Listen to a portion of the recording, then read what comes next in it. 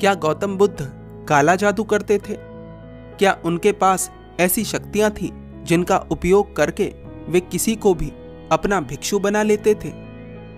क्योंकि लोग ऐसा कहते थे कि बुद्ध के पास जाकर उनकी मनोदशा बदल जाती थी, वे बुद्ध की तरफ आकर्षित होने लगते थे।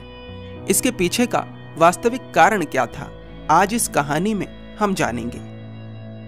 एक बार गौतम बुद्ध से कोई पूछता है कि बुद्ध, क्या आप काला जादू करना जानते हैं? क्योंकि बहुत सारे लोग ऐसा कहते हैं कि आपके पास कोई ऐसी सिद्धि है जिससे आप किसी का भी मन अपने वश में कर लेते हैं और उसे अपना भिक्षु बना लेते हैं। लोग कहते हैं कि आप युवानों का मन अपने वश में कर उन्हें संसारी से सन्यासी बना रहे हैं। क्या यह सत्य है? गौतम बुद्ध मुस्कुराते हैं और उत्तर देते हैं, तब तक किसी बात पर विश्वास मत करो जब तक कि वह तुम्हारे खुद के अनुभव की कसौटी पर खरी ना उतरे। वह व्यक्ति कहता है, परंतु बुद्ध, ये तो मैंने भी सुना है कि आपके भिक्षु हवा में उड़ सकते हैं। क्या यह सत्य नहीं कि आपका भिक्षु हवा में उड़कर बांस के ऊपर रखे हुए भिक्षा पात्र को उतार लाया था? बुद्ध उत्तर देते हैं, ध्यान का मुख्य उद्देश्य है स्वयं को जानना। इस यात्रा के दौरान मनुष्य बहुत सारी सिद्धियां प्राप्त कर सकता है, पर यदि कोई सिद्धियों को प्राप्त करने की इच्छा रखता है तो वह मुख्य लक्ष्य से भटक जाता है। इसीलिए मेरा सभी भिक्षुओं से अनुरोध रहता है कि वे सिद्धियों के पीछे ना पड़कर अपने मुख्य लक्ष्य की ओर आगे बढ़ें। सिद्धियों का मुख्य उद्देश्य क्या है? प्रशंसा दिलाना और आत्मज्ञान। प्रशंसा अप्रशंसा, सुख दुख, इन सभी से ऊपर की बात है। कोई भी भिक्षु या फिर मैं किसी भी व्यक्ति को बलपूर्वक भिक्षु नहीं बनाते।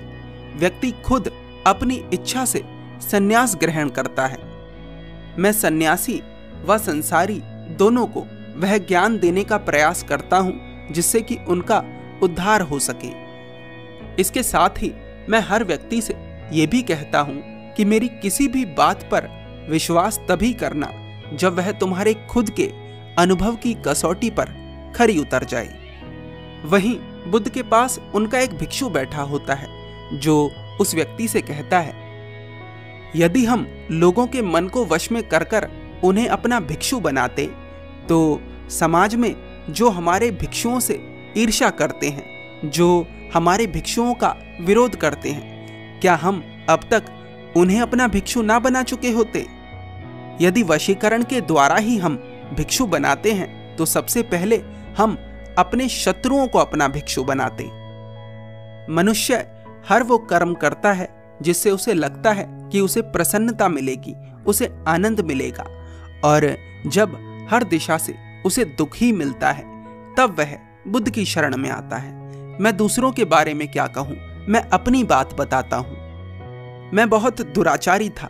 मैंने हर वो पाप किया है जिसके बारे में मनुष्य सोच सकता है, परंतु इतना पाप करने के बाद भी, इतना सब कुछ गलत करने के बाद भी मुझे बुद्ध ने अपने भिक्षु के रूप में स्वीकारा, जिसके बाद मेरे मन की पीड़ा समाप्त होना शुरू हुई और मेरे जीवन में आनंद आना शुरू हुआ।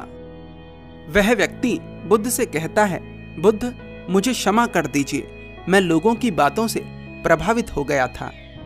बुद्ध कहते हैं, लोगों की बातों को सुनना समस्या नहीं है, समस्या ये है कि हम किसी भी बात को सुनकर उस पर तुरंत विश्वास कर लेते हैं, जिसके बाद हम अपनी उस क्षमता को नकार देते हैं जिसके द्वारा हम सत्य तक पहुंच सकते हैं। हर मनुष्य के भीतर एक क्षमता है कि वह अपने विवेक के द्वारा सत्य तक पहुंच सकता है, पर ऐसा करने के लिए प्रयत्न की आवश्यकता है और ज्यादातर लोग प्रयत्न से ही भागते हैं।